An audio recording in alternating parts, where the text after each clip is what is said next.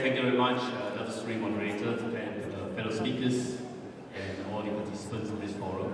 I know everybody is expecting the Royal Battle at 5 o'clock. I'll quickly go through my presentations about the new Chinese dilemma. Be it in government or in oppositions and two-party system. Now let me start with what is the position of the two-party system? If you ask me, do I agree to have a two-party system? I'll tell you yes. I do believe that viable, genuine, healthy competitions in political arena is a good thing for this country. But there are some basic premises that we must agree upon. There are some basic premises that we must achieve before a healthy two-party system may come about.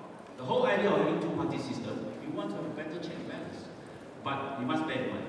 Look at if we were to compare foreign countries, Western, advanced, mature democracy, practically all two-party system. The American, Republicans and the Democrats, you take UK, the Tories, Liberal coalitions and the Labour. One thing is in common, ideological differences. Be it on the central right, right wing, middle or left, central left like the Labour Party, where the Republicans lean towards right, and the Democrats lean towards left. They have different ideological convictions, and therefore, in terms of national resources, usage of national resources, in terms of formulating of the policies of the country, there are certain ideology and convictions to follow. Whereas in our country, do we have that? Now, ladies and gentlemen, what we can see in Malaysia, be it in Barisan Nasional or Pakistan for that matter, there's no clear ideological differences, except that we are all promoting transparency, accountability, good governance, and competence government, and efficiency and all that. Now let's look at the two-party system in Malaysia. What we can understand and what we can envisage. The two-party system in Malaysia, first will be the Barisan Nasional, and the other one will be assembling like, it looks like, PAS, PKR, and DAP.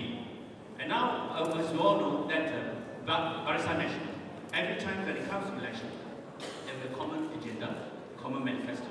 Whereas when we look at, if we were to look at the Pakistan side, the Pakistan side, what you can see, as has been explained, elaborated by the various speakers earlier on, they're quite divided, they have their own separate agenda.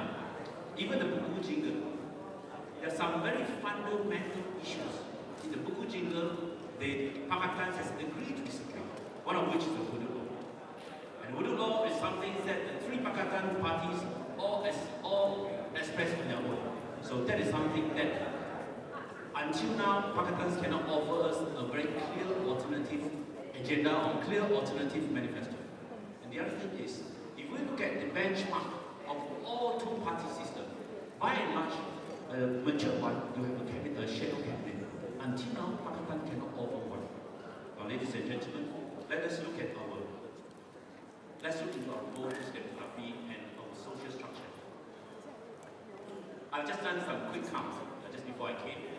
In West Malaysia, Peninsula, those 6 parliamentary seats for more than 50% of one ethnic community is 86%. That amounts to, if you look at the Malay-dominated seats, it's 116 out of 166. If you look at the Chinese-dominated seats, it's 26. So, in other words, in the West Malaysia Peninsula, out of 166 seats, we have 142 seats. That seats are dominated by one particular ethnic community. And that is a social and political reality of our country. And we move on, even like PAS, for that matters, DAP for that matters, or just jump on. These are some basic statistics, you can get it from the web anyway. Some basic observation out of this. From the various by-elections for the last couple of years, the Sarawak state elections, I suppose the webinar 2 of the thing would explain to you their experience in Sarawak, and from the opinion polls that we gather. Our voters' compositions in every constituency, the electoral result or election outcome will still be along the racial line. Like it or not, that is our social structure. Now I want to ask, I'll just throw a question at you. Cheras will forever be Cheras.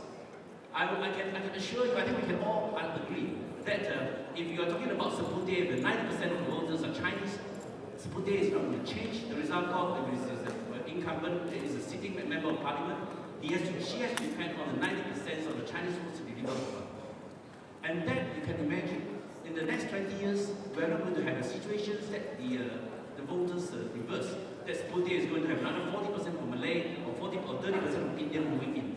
Shiraz will be like that. For that matter, Pasir Mas, Ibrahim Ali's place, or Kedah, Kelantan, Terengganu, Pahang. There are many places where all these seats are dominated by one particular ethnic community. So, what would be the outcome? So, if we were to take, it may not be quite fair, but if we were to take Sarawak as an example, 30% of the Chinese population, and in a state government which is grossly underrepresented, is that what we want?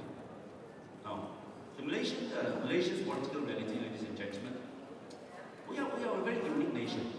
When we talk about multi-racial nation, we have the tendency to make comparison with America. America produced an Obama in 150 years. And by the way, Obama has never claimed himself to be a Kenyan. He may be black, but he lived the American way. So our multiracial, our country is very different. Our ethnic identity is very important to all of us, and we live in our own way. We have our own tradition, our language, our own culture, and even our own society. For that matter, even the social, political, and economic functions are quite different compared to one community to the other. And then we have this population demographic. Certain places will forever become home Melayu, and certain places will be forever new village. So that's not going to change. And I don't think it's going to change in the foreseeable future. So perhaps we should ask ourselves, throughout the world, if you have a country, can find a country with such uniqueness, where the ethnic identity of the populations are so distinct, so unique, and so preserved, so well preserved, in the world, can you find any other country where the two-party system that works? Lee Kuan Yew probably tell a different story, like, I mean, whether you agree.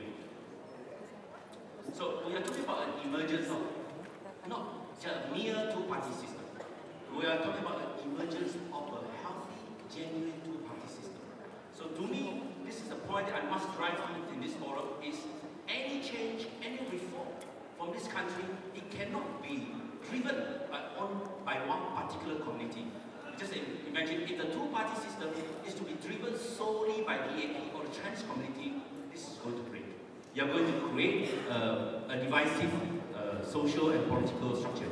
In other words, you see DAP, predominantly Chinese-based party, no matter what I want to say, is unable to get Malay and Indian support. PKR is dwindling, and PAS will never relinquish its theocratic agenda. So in other words, what will emerge is a two-race system at the expense of Chinese community. And ladies and gentlemen, the two-party system, I must stress this point again, that the two-party system must be driven by all communities.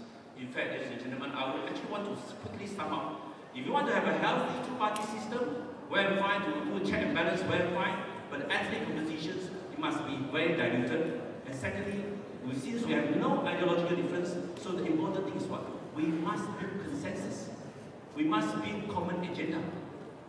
In a two-party system, when you have no ideological differences, so what are we talking about? We're talking about that.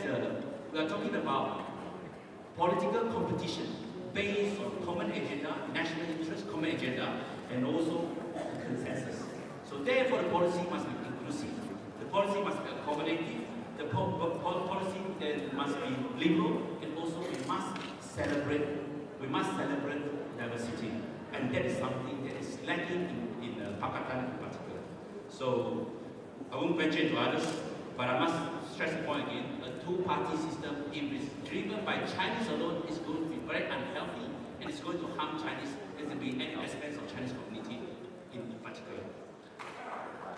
And then, in fact, ladies and gentlemen, if we ask ourselves, are we truly having a two-party features relation? In fact, no. I'm telling you, three parties. We have a three-party system here. One is Barisan Nasional. The other one is actually PKR and the DAP assembling a coalition. And the third one is PAS. PAS has a theocratic ambition. he has his own ideology or conviction that is not common to all. So today, PAS may be working together with the PKR component parties very happy. Don't rule out the possibility. One day, PAS is prepared to work with UMNO or any other parties in Barisan Nasional. So in fact, I must say the PAS is stand alone because they are very clear on the ideology and the convictions. They are theocratic vision. And that's, so what is the choice for us? Either we want a choice, inclusive, consensus politics, very clear, cut across not only the classes, social classes, also cut across all the racial community, ethnic community, and represented by non-just transformation, or you want a very divisive policy and represented by DAP taking a zone racial line, PAS going along their religious line, and PKR landing along that. With that, thank you so much. Thank you.